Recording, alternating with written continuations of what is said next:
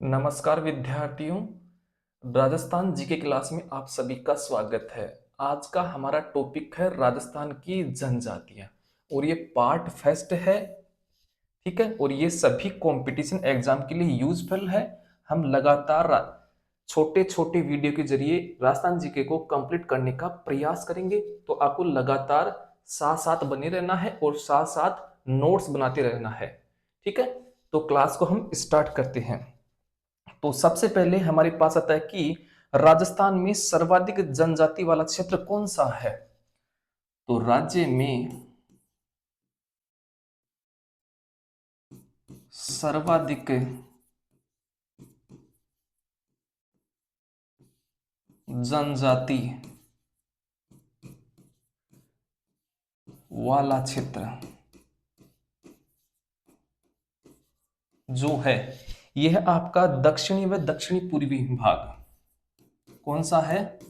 दक्षिणी व दक्षिणी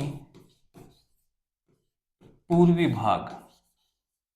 ठीक, अब हमारे पास आता है कि हमारे पास जो राजस्थान है, राजस्थान में सर्वाधिक जनजाति जनसंख्या वाला जिला कौन सा है और न्यूनतम जनजाति जनसंख्या वाला जिला कौन सा है। तो आगे हमारे पास आता है, तो मैं यहां पर लिखता हूं जनजाति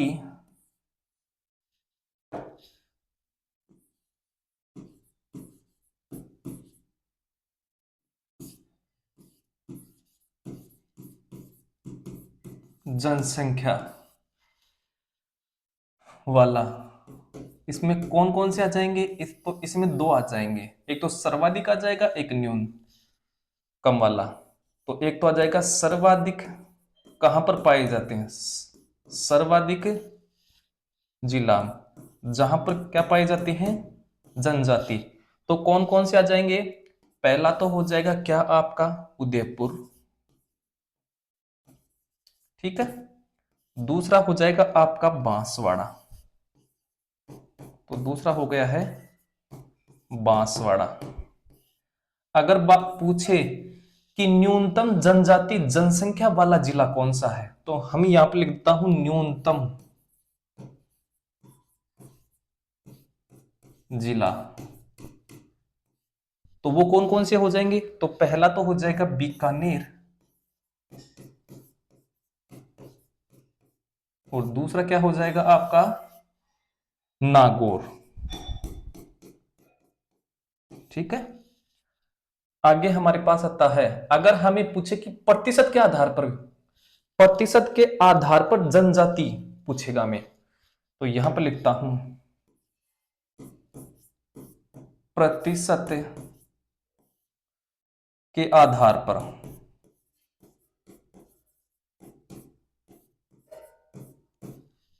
जनजाति, यानी प्रतिशत के आधार पर कहां पर सर्वाधिक मात्रा में जनजाति पाई जाती है, कौन से जिले में पाई जाती है, ऐसे पूछेगा। और न्यूनतम कहां पर पाई जाती है, तो जो सर्वाधिक है, सर्वाधिक वो कौन कौन से जिले में पाई जाती है, एक तो बांसवाड़ा है हमारे पास, बांसवाड़ा में सर्वाधिक पाई जाती है। फिर दूसरे नंबर पर हमारे पास आता है क्या, डूंगरपुर। तो दूसरा जाएगा डूंगरपुर। अगर हमें पूछे कि प्रतिशत के आधार पर जनजाति न्यूनतम कहां पर पाई जाती है, तो यहां पर लिखते हैं न्यूनतम। न्यूनतम कौन कौन से पाई जाती है, एक तो पाई जाती है नागौर में, नागौर में क्या पाई जाती है, न्यूनतम। फिर दूसरा नंबर आता है आपका बीकानेर का। ठीक है, तो पहले नंबर पर नागौर में सर्वाधिक न्यूनतम मात्रा में पाई जाती है, मतलब न्यूनतम मात्रा में पाई जाएगी नागौर में। अगर दूसरे नंबर पर आएगा तो वो आएगा बीकानेर। ठीक है, अब हम चलते हैं आगे की तरफ। आगे हम अभी स्टार्ट कर लेते हैं मीणा जनजाति के बारे में। तो अब हमारे पास आता है मीणा जनजाति। मीणा जनजाति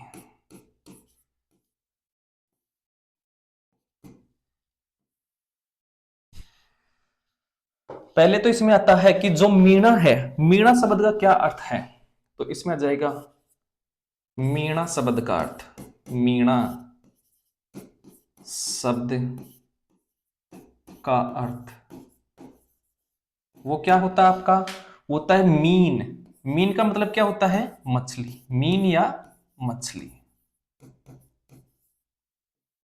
दूसरा हमारे पास है कि मीणा जनजाति की उत्पत्ति कहां से हुई है। तो इसकी जो उत्पत्ति हुई है ये हुई है विष्णु के मत्स्य अवतार से। वो ये है विष्णु के मत्स्य अवतार से।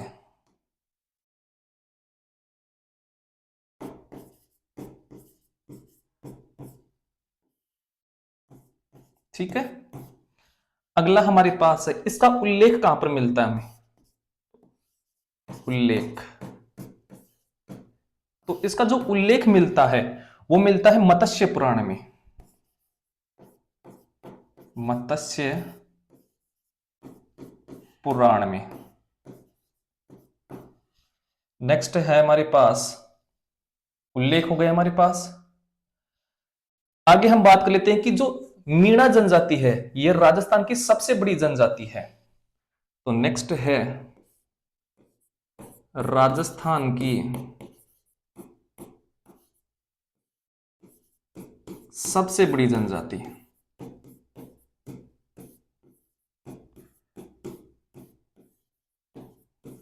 क्या है, मीणा जनजाति है। अगर हम मीणा जनजाति के बारे में बात करें तो यह राज्य में अर्थात राजस्थान में कहां कहां पर पाई जाती है, तो यह पाई जाती है आपकी उदयपुर में, एक तो पाई जाती है उदयपुर में, आपका जयपुर में पाई जाती है ये। इसके अलावा जो प्रतापगढ़ है वहां पर पाई जाती है।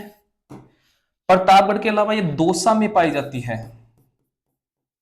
दौसा के अलावा ये कहां पर वो पाई जाती है, करौली में पाई जाती है। करौली के अलावा ये कहां पर पाई जाती है, सवाई माधोपुर में, सवाई माधोपुर में पाई जाती है। अब जो मीणा जनजाति है, मीणा जनजाति के बारे में कर्नल जेम्स टोड ने बताया था कि जो मीणा जनजाति है वो इसका जो मूल निवास है वो था काली खोह पर्वतमाला। किसके अनुसार, कर्नल जेम्स टोड के अनुसार। तो हम यहां पे लिखते हैं कर्नल जेम्स टोड के अनुसार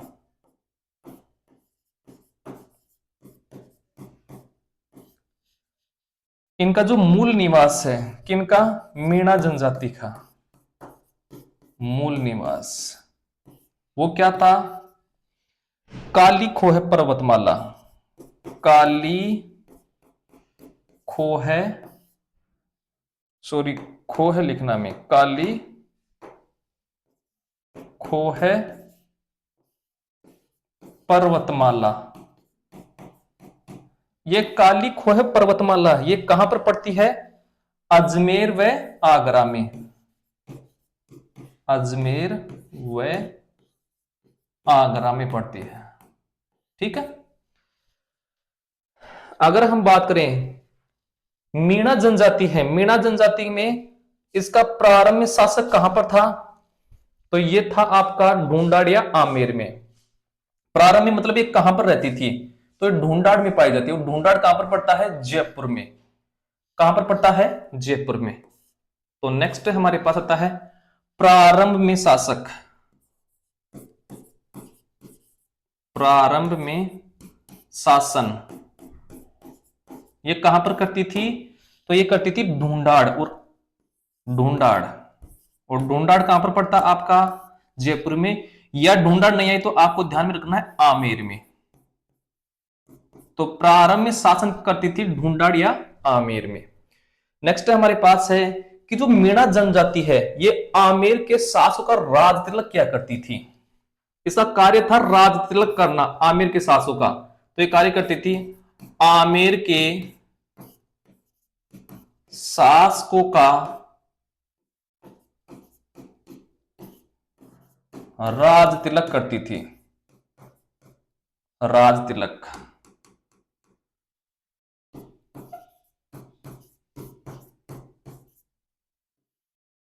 ठीक है। मीणा जनजाति है, इसकी दो उपजातियां पाई जाती हैं। तो इसकी पाई जाती हैं दो उपजाति। तो इसकी कितनी पाई जाती हैं? दो उपजातियां।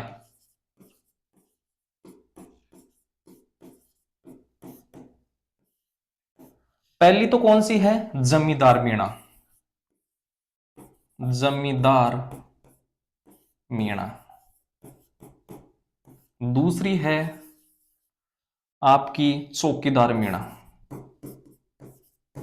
चौकीदार मीणा। जो जमींदार मीणा है, इनका क्या कार्य था? इनका कार्य था कृषि व पशुपालन करना। तो इनका कार्य था कृषि व पशुपालन करना। पशुपालन का कार्य।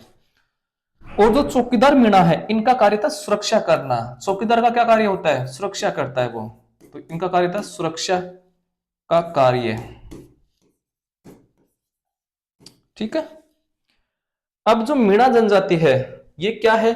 ये राजस्थान की सर्वाधिक शिक्षित व संपन्न जनजाति है। तो ये है राज्य की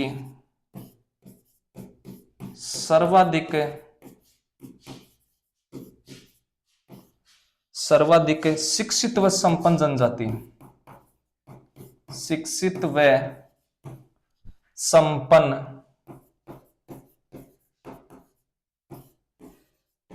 जनजाति। ठीक है। तो ये हो गए हमारे पास। आगे देखते हैं कि मीणा जनजाति में और क्या है। जो मीणा जनजाति है, मीणा जो जाति है, इसकी 24 खापे हैं। तो जो मीणा जाति है, इसकी जो खापे, वो कितने खापे हैं?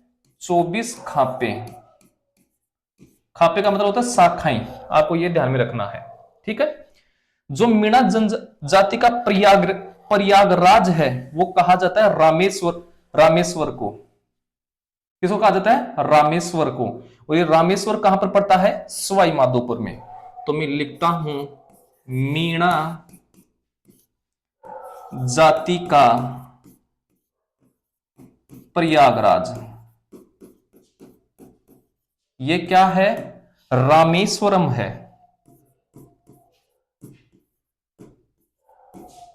रामेश्वर है। और ये कहां पर पड़ता है रामेश्वर? ये पड़ता है सवाई माधोपुर में। कहां पर पड़ता है? सवाई माधोपुर में पड़ता है। ठीक है। जो मीणा जनजाति है, इनके आराध्य देव है वो है गौतमेश्वर। कौन है? गौतमेश्वर है। तो आगे आता है इनके जो आराध्य देव हैं, आराध्य देव, मीणा जनजाति के आराध्य देव वो है गौतमेश्वर, जिनको भूरिया बाबा भी बोलते हैं। गौतमेश्वर या फिर इसको क्या बोलते हैं? भूरिया बाबा। भूरिया बाबा। जो आपका गौतमेश्वर है या भूरिया बाबा है, ये क्या है कि इसकी कसम खाने के बाद में मीणा जनजाति के लोग क्या नहीं बोलते हैं? झूठ नहीं बोलते हैं। ठीक है। तो इनकी क्या नहीं खाती है? झूठी कसम नहीं खाती है। तो मीणा जनजाति, मीणा जनजाति कभी झूठी कसम नहीं खाती है। कभी झूठी कसम नहीं खाती। ठीक है। आगे हमारे पास है कि जो शेखावाटी में जो मीणा रहते हैं, उनके आराध्य देव क्या हैं? तो वह है जीण माता। क्या है? जीण माता। और जीण माता कहां पर है? सीकर में है। तो आगे हमारे पास आता है शेखावाटी मीणाओं की आराध्य देवी। शेखावाटी मीणाओं की आराध्य देवी वो कौन है? जीण माता। और जीण माता का मंदिर कहां पर है? सीकर में है। कहां पर है? सीकर में है। ठीक है। मीणा जनजाति के देवता कौन है? तो वह है भुज देवता। तो मीणा जनजाति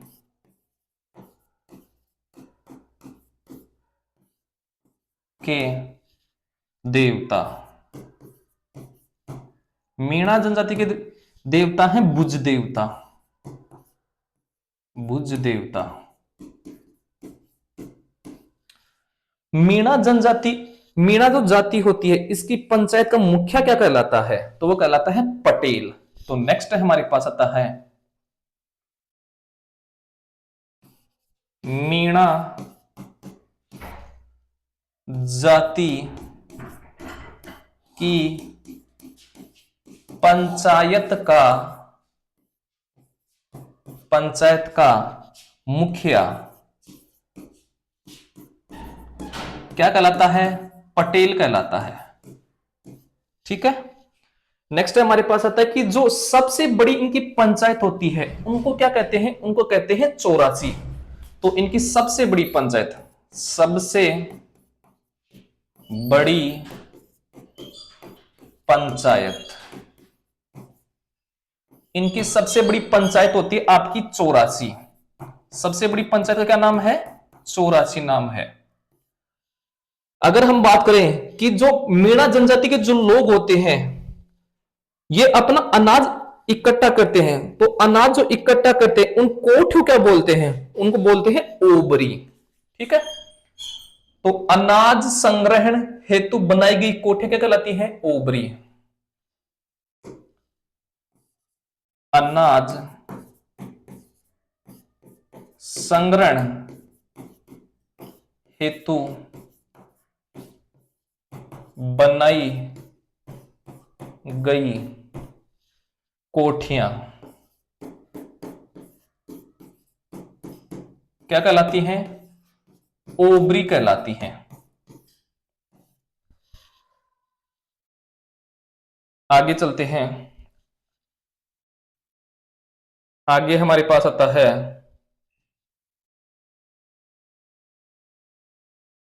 ठीक है, ये हो गए हमारे पास। आगे इसी में करते हैं।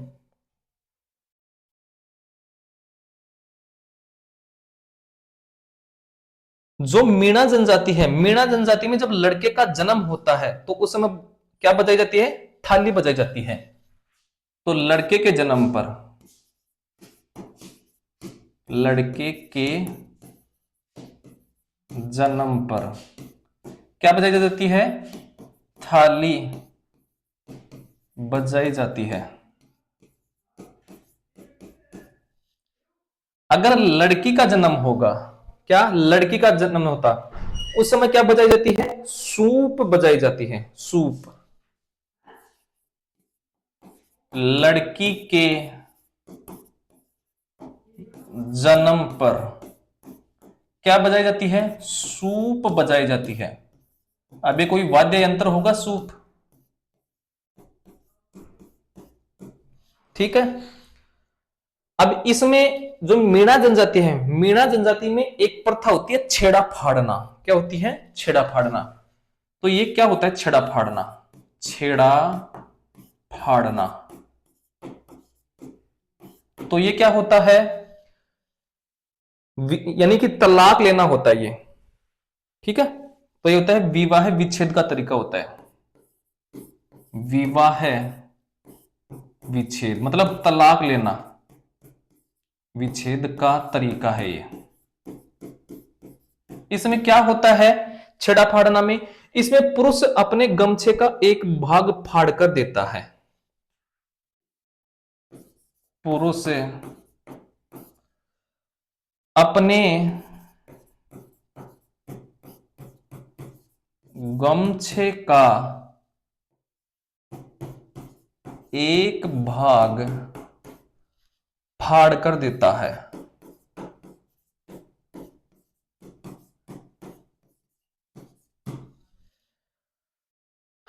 एक और प्रथा होती है इनमें, क्या? मीणा जनजाति में क्या होती है? वो होती है झगड़ा राशि।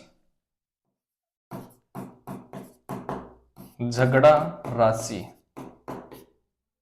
ये झगड़ा राशि क्या होती है कि महिला के नई पति द्वारा पूर्व पति को दी जाने वाली राशि होती है। मतलब जब कोई पति पत्नी तलाक ले लेते हैं, क्या ले लेते हैं, तलाक ले लेते हैं, तो जो महिला तलाक लेती है वो जब दूसरे पति के साथ विवाह करती है तो जो उसका नया पति बना है वो पति पुराने पति को, उसके पति को क्या देगा, पैसा देगा। ठीक है, तो ये है महिला के नए पति द्वारा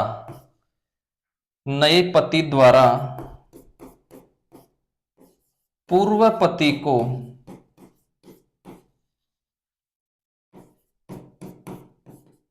दी जाने वाली क्या है, राशि है ये। ठीक है, आगे हमारे पास आता है, इसमें एक प्रथा होती है आटा साटा। तो यहां पर लिखता हूं आटा साटा। आटा साटा क्या होता है? ये आटा साटा ये एक प्रचलित विवाह का प्रकार है। इनमें प्रचलित विवाह का प्रकार है। ठीक है, तो ये होती है आज हमारे पास क्या, मीणा जनजाति के बारे में। तो आज हमने बात कर ली है क्या, मीणा जनजाति के बारे में। सबसे पहले तो हमने बात कर ली है कि राज्य में सर्वाधिक जनजाति वाला क्षेत्र क्या है राजस्थान का, वह दक्षिणी व दक्षिणी पूर्वी भाग है। फिर हमने बात कर ली थी कि जनजाति जनसंख्या वाला सर्वाधिक जिला कौन सा है और न्यूनतम जिला कौन सा है। फिर हमने बात कर ली थी प्रतिशत के आधार पर सर्वाधिक जिला और न्यूनतम जिला कौन सा है। ठीक है, अगर आपको ये क्लास अच्छी लगी हो तो बिल्कुल लगातार इस चैनल के साथ जुड़ना है और अपने साथियों को भी क्या करना है, इनवाइट करना है। ठीक है, तो आज के लिए हम इतना ही करते हैं। धन्यवाद।